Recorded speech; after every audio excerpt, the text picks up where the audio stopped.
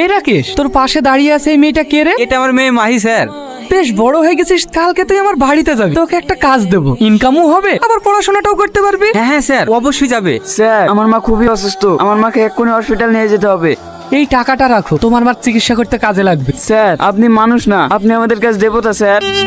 আরে মাহি, আমাকে এখন কি করতে হবে? এমন কিছু নয়, আমার পাশে বসে আমায় একটু সেবা করবি। তোরা এখন যা।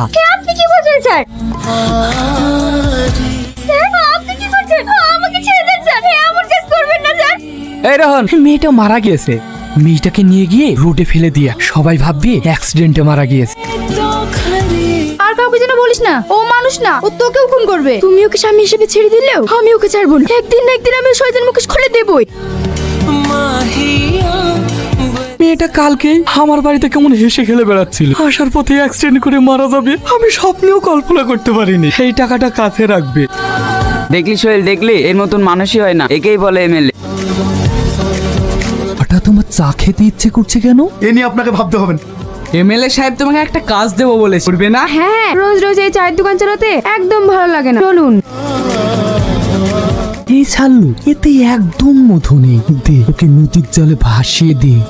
ওসি সাহেব, আপনারা কারা আর এসব কি? আপনি নতুন জয়েন্ট করেছেন তো, তাই একটু সেবা করতে এলাম। আপনার সম্বন্ধে সব রিপোর্ট আমার কাছে আছে, এইসব আমার কিচ্ছু দরকার নেই। কিরে, কার সঙ্গে কথা বলছিস তুই? মা, তুমি ওনাকে চেনো নাকি? এই দিনটার অপেক্ষায় আমি করছিলাম। একে সবাই ভগবানের চোখে দেখেন, তুই একটা পাক্কা শয়তান। প্রিয়া, ভালো আছো তো? সেলাই মেশিনে কাজ করে কি ভালো থাকা যায়? তুমি যদি কথাটা মেনে নিতে, তাহলে তুমিও ভালো থাকতে আর আমিও। ভালো হবে না, ভালো হবে না কিন্তু। আমি মারা গেছে, এখনো তেজ যায়নি। মা, আমার ওকে দিয়ে দাও। সর এখান থেকে। সেদিন যখন ওর বাবাকে গাড়ি চাপা দিয়ে শেষ করে দিলি, তখন যদি ওই ছেলেটাকে শেষ করে দিতি, তাহলে আজকে আর আমাকে এই যন্ত্রণাটা ভোগ করতে হতো না। আপনি শুধু আমাকে একবার অর্ডার দিন, মেশিন পত্র সব ঠিক আছে তো? ওই এমএলএ লোকেরা আপনাকে মারা ষড়যন্ত্র করছে। তুমি কি বলছো সালমা? হ্যাঁ স্যার, আরেকটা কথা, আপনার বাবা অ্যাক্সিডেন্ট করে মারা যায়নি, খুন করা হয়েছে। ওই এমএলএ লোকেরা গাড়ি দিয়ে আপনার বাবাকে পিষে মেরেছে।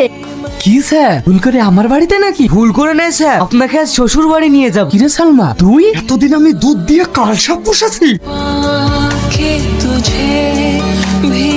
আজ আমি তোকে শেষ করে দেবো। মা, তোমার হত্যার প্রতিশোধ নিতে আমি পেরেছি, আমাকে অ্যারেস্ট করুন স্যার। আইনের চোখে তুমি অপরাধী, তাই তোমাকে অ্যারেস্ট করতে হবে। আমি যতদূর পারবো তোমার সাজা কমানোর চেষ্টা করব, আর তুমি যতদিন না আসছো আমি তোমার অপেক্ষায় থাকবো।